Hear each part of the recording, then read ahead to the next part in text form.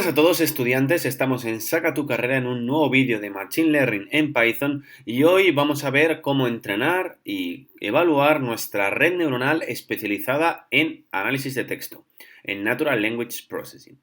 Como en todos los vídeos anteriores, os recomiendo que os instaléis y os veáis las guías de usuario de todos estos paquetes que tenéis aquí detallados en la descripción. Como sabéis, los códigos los tenéis subidos en GitHub, en el enlace que podéis ver en la descripción del vídeo. Y nada, vamos con el vídeo. Para empezar un poco a realizar nuestra red neuronal, tenéis que saber que vamos a utilizar una base de datos explicada en el vídeo que tenéis ahora mismo recomendado, que es básicamente el vídeo en donde se van a explicar cómo extraemos las características de los datos contenidos en esta base de datos descargada como podéis ver, de Stanford. Y bueno, nosotros lo que vamos a hacer es extraer todos los datos y ya centrarnos en lo que viene siendo la elaboración de la red neuronal, porque si no el vídeo quedaría muy largo. Lo único que voy a comentar así un poquito por encima es que a la hora de elaborar nuestra capa de vectorización, que como todos sabemos, pues debemos de vectorizar los datos que vienen en texto, pues es importante que después utilicemos un mapeo para introducir en esa capa de vectorización el vocabulario que va a estar definido por los datos de entrenamiento, ¿vale? Serían como las palabras en las que vamos a considerar para poder construir nuestros vectores de características de nuestra red neuronal. ¿Vale? Una vez ya tendríamos creada la capa de vectorización, realizaríamos, como veis aquí en estas líneas de código, la vectorización de nuestros datos, y lo único que sí que voy a comentar es que vamos a utilizar un prefetching para que mejore nuestra performance, nuestra actuación de la red neuronal. Básicamente lo que está diciendo es que nuestra memoria caché va a permitir entrar hasta 10 conjuntos de datos de entrenamiento, ¿vale? En este caso estamos trabajando con unos conjuntos de datos de entrenamiento que son de 32, es decir, 32 conjuntos de texto. Y lo que vamos a poder es hasta trabajar con hasta 320, digamos, conjuntos de texto, ya que, pues como tenemos un tamaño de buffer de 10, podremos almacenar hasta 10 lotes de 32, ¿vale? Podemos ver aquí con estas líneas de código cómo va a quedar nuestros vectores de extracción de características. Básicamente, si recordáis los vídeos en los que explicaba los vectores de extracción de características están formados por vocabulario, ¿vale? Cada número corresponde a una determinada palabra y se indica el número de veces que aparece esa palabra en ese texto, ¿vale? En este caso tendríamos 11 veces la primera palabra considerada, 1073 la segunda palabra considerada. Como vemos que aparece mucho, será seguramente una preposición o un artículo, pues bueno, que aparezca mucho en el texto.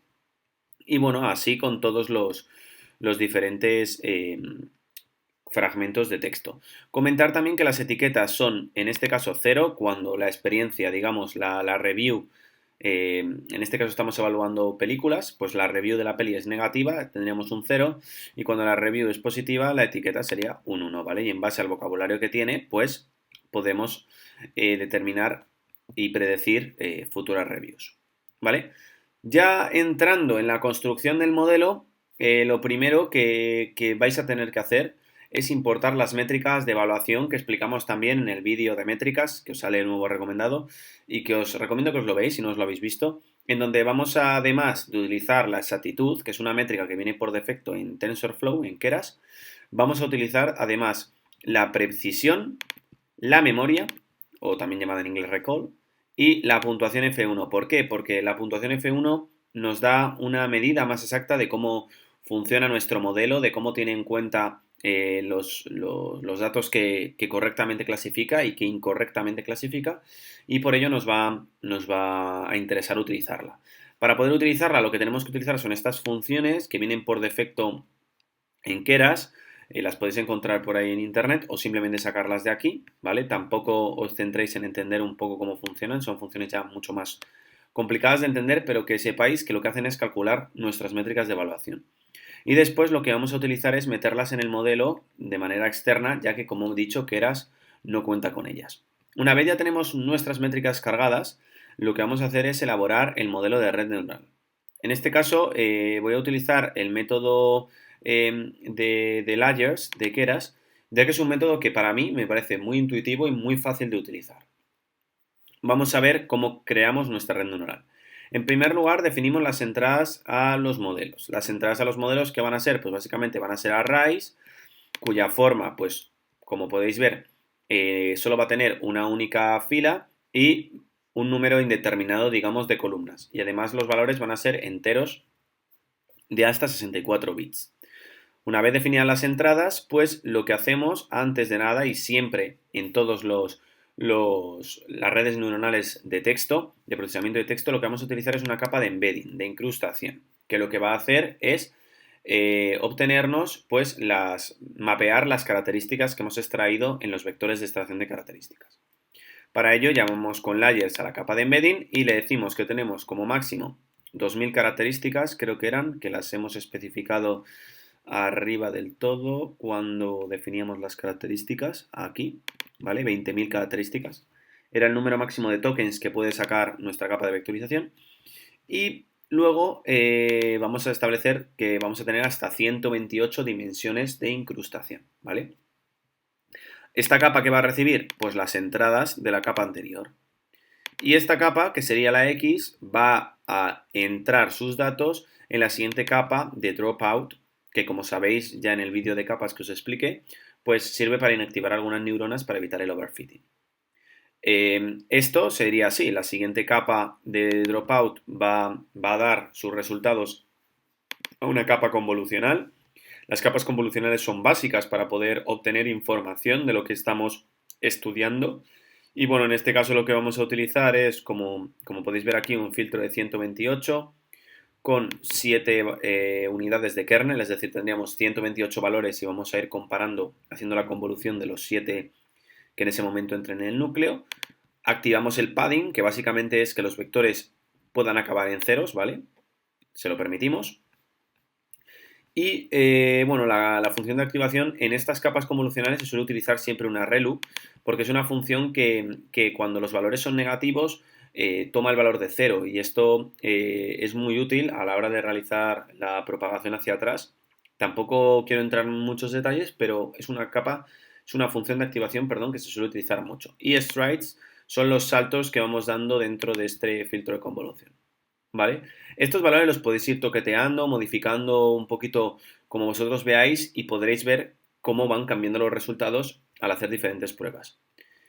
Después de las capas de convolución entraría la capa de max pooling, ¿vale? Para tratar de agrupar los datos y, digamos, pues bueno, que la información quede más compacta. Posteriormente utilizamos una capa densa para ya empezar a obtener nuestra función, digamos, nuestro resultado final. En este caso va a ser una capa densa de 128 neuronas. Por último, de nuevo volvemos a hacer el dropout, inactivamos la mitad de esas neuronas y finalmente nos vamos a ir con las predicciones finales, que tendríamos una capa densa de una única neurona, ¿vale? En este caso, como necesitamos que la neurona nos diga si es un sentimiento positivo o negativo el que expresa ese texto, pues utilizamos solamente una capa. Y bueno, pues utilizamos una función de activación, en este caso sigmoidea, que es algo diferente y que de nuevo se suele utilizar, pero solo en las capas finales. Y le vamos a dar el nombre a nuestros valores de predicciones, ¿vale? Este parámetro es opcional. Una vez ya hemos definido toda la estructura de nuestro modelo, que como os he dicho podéis cambiar sus parámetros e incluso las capas que lo componen, pues ya con el método model de Keras, pues definimos que el modelo va a tener unas entradas y va a dar unas predicciones de salida y pues todos los valores que van a ir pasando con estas X que van, como veis, encadenándose entre capas. Finalmente compilamos el modelo con una determinada función de error, que va a ser la que nos va a permitir optimizar el modelo.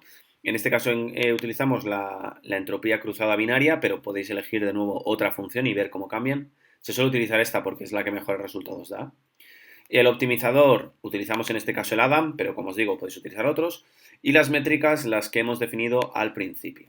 Finalmente llamo al método summary para que nos dé un poquito el resumen. Aquí podéis ver del modelo, ¿vale? Con todas las capas, cómo van pasando los valores de dichas de dichas capas, de dichas características y el número de parámetros que vamos a entrenar. En este caso tendríamos más de 2,5 millones de parámetros, que no está mal.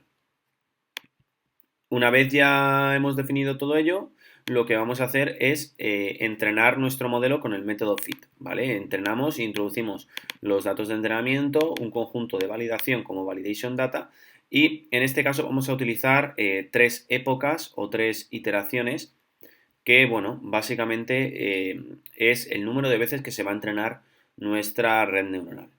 Bueno, pues habiendo ya entrenado el modelo, como podéis ver, la función de pérdida se va reduciendo en cada iteración y además la exactitud, la puntuación F1 y el resto de valores, pues como veis, van incrementando conforme aparecen las iteraciones.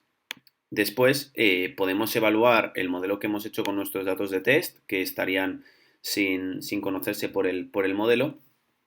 Y pues bueno, nos permitiría ver cómo va actuando nuestro modelo con respecto a un nuevo conjunto de datos que desconoce. Podéis ver cómo, pues bueno, el valor de exactitud estaría en torno a un 85% y la puntuación F1 también, lo cual es bastante alto. Digamos que de cada 100 reviews que se le introducen, pues acertaría 85, así que no está para nada mal para haber sido un modelo que ha tardado apenas 5 minutos, lo he dejado entrenándose, ¿no?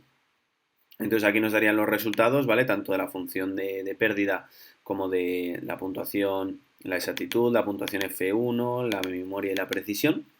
Y bueno, para ver, digamos, cómo funciona nuestra red, he llamado historia al método de entrenamiento del modelo. Y aquí podéis ver, pues bueno, las diferentes funciones, en los valores de la función de error, de la exactitud, de la puntuación F1, de la precisión, etcétera, que se han obtenido en las 3 iteraciones, ¿vale? Esto es muy útil porque con Matplotlib podemos, utilizando estas sentencias de código, pues pintar, como vais a ver aquí, pues tanto la historia de la exactitud del modelo como de la pérdida del modelo, ¿vale? Podéis ver que, bueno, que por ejemplo en el conjunto de entrenamiento y de validación podéis ver cómo la exactitud de la primera época a la segunda, pues sube casi, en fin, un 20%. De la segunda a la tercera subiría un 5%. Esto un poquito con el conjunto de validación vemos que no varía tanto y con la función de pérdida pues pasaría lo mismo. En el caso del entrenamiento se reduce, pero en el caso del test, del de validación, pues podemos ver cómo incluso, pues bueno, no, no acaba de reducirse, quizás incluso aumenta. Esto nos es muy útil para saber el número de épocas que tenemos que utilizar. ¿Y por qué es importante conocer el número de épocas que debo de utilizar? Pues bueno, lo vais a ver ahora. Lo que voy a hacer va a ser volver a generar un modelo nuevo y en este caso lo voy a entrenar con 6 épocas, ¿vale? Y pues cuando termine de entrenarse vamos a volver a ver un poquito estos resultados y vais a poder comprender mejor el por qué es importante esto. Bueno, pues una vez entrenado ya con las 6 épocas, podemos ver en los resultados que nos dan estas 6 épocas que es cierto que la exactitud, la puntuación F1 van aumentando hasta casi llegar a 1 conforme transcurren las épocas. Aunque es cierto que el nivel de aumento es cada vez menor. Esto lo que puede suponer es que en un futuro, si ponemos infinitas épocas, nuestro modelo se acabe aprendiendo de memoria los datos de entrenamiento y no generalice bien, obteniendo unos resultados que en ocasiones no son mejores. De hecho, acabamos de correr la evaluación del modelo y como veis, los resultados son prácticamente idénticos con el modelo entrenado con 3 épocas. Esto puede verse muy bien si volvemos a correr este fragmento de código, en donde podemos ver cómo, pues bueno, la mejoría en la exactitud del modelo va en aumento, pero si os fijáis, en el conjunto de validación no cambia.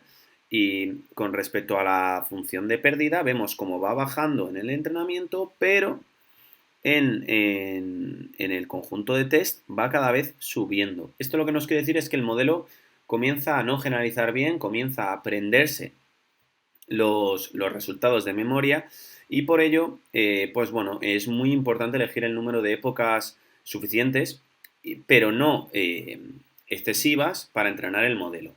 Entonces, aquí viendo la gráfica, pues podrían ser útiles 2 épocas, o sea, 3 épocas como las que hemos usado, ¿vale? Hasta el 2, o incluso una, es decir, incluso 2 épocas, perdón, una primera época y una segunda, para obtener ya unos resultados bastante buenos y además que no permitan subir mucho la pérdida en nuestro conjunto de validación.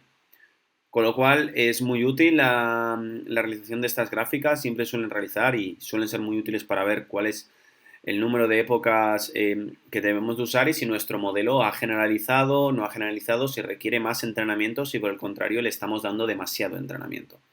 Así que nada, espero que os haya gustado el vídeo, os sirva para comprender ya definitivamente qué es el procesamiento del lenguaje natural, cómo crear un modelo, cómo entrenarlo, cómo saber cómo se comporta y en definitiva, pues bueno, saber hacer ya un machine learning ya en condiciones. Espero que os haya gustado, os sirva de gran ayuda. Si es así, darle like, suscribiros.